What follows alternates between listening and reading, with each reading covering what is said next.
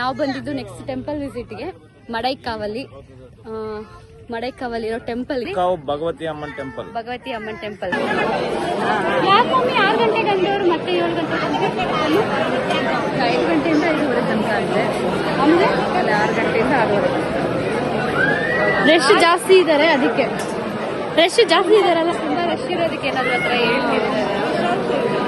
ಟೈಮಿಗೂ ತುಂಬಾ full rush ಇದ್ದಾರೆ ನೋಡಿ. ಏನಂದ್ರೆ ನಿಮಗೆ ಎಲ್ಲ ಹೊಸ ಎಕ್ಸ್ಪೀರಿಯನ್ಸ್ ನೋಡ್ಬೇಕಲ್ಲ. ಕರ್ನಾಟಕ ತಮಿಳ್ನಾಡು ಸುತ್ತಿದೀವಿ, ಕೇರಳ ಫಸ್ಟ್ ಟೈಮ್ ಬಂದಿದ್ದೀವಿ. ಇಲ್ಲಿಂದ ಇದನ್ನ ನೋಡೋಣ ಇರುತ್ತೆ ಅಂತ.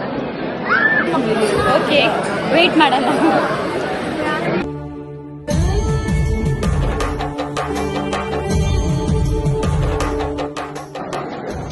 ಆರ್ಕಿಟೆಕ್ಚರ್ ಎಲ್ಲ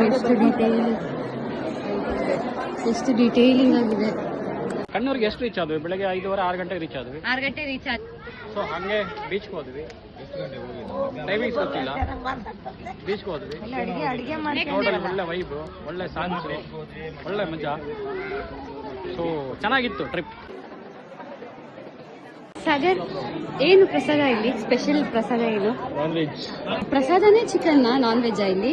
ಸ್ಪೆಷಾಲಿಟಿನೇ ವೆಜ್. ಇದು ವೆಜ್ ಮತ್ತು ನಾನ್ ವೆಜ್. ಇದು veg, non veg.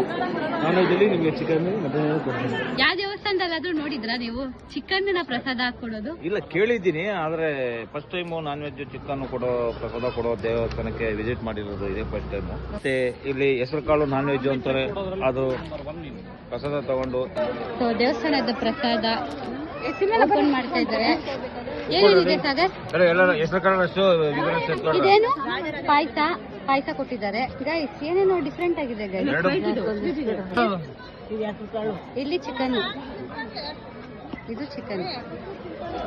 So 6 o'clock ಒಳಗೆ ಹೋಗಿದ್ ನಾವು. ಎಷ್ಟಾಯ್ತು ಟೈಮ್ ಈಗ? ದರ್ಶನಕ್ಕೆ ಏನಿಲ್ಲ, ಜಾಸ್ತಿ ಹೊತ್ತು 10 ಮಿನಿಟ್ಸ್ ಅಷ್ಟೇ.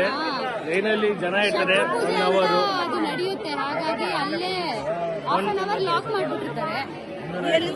ಅದ್ ಮುಗಿದ್ಮೇಲೆ 10 ಮಿನಿಟ್ಸ್ ಅಲ್ಲೆಲ್ಲ ದರ್ಶನ ಆಗ್ಬಿಡುತ್ತೆ.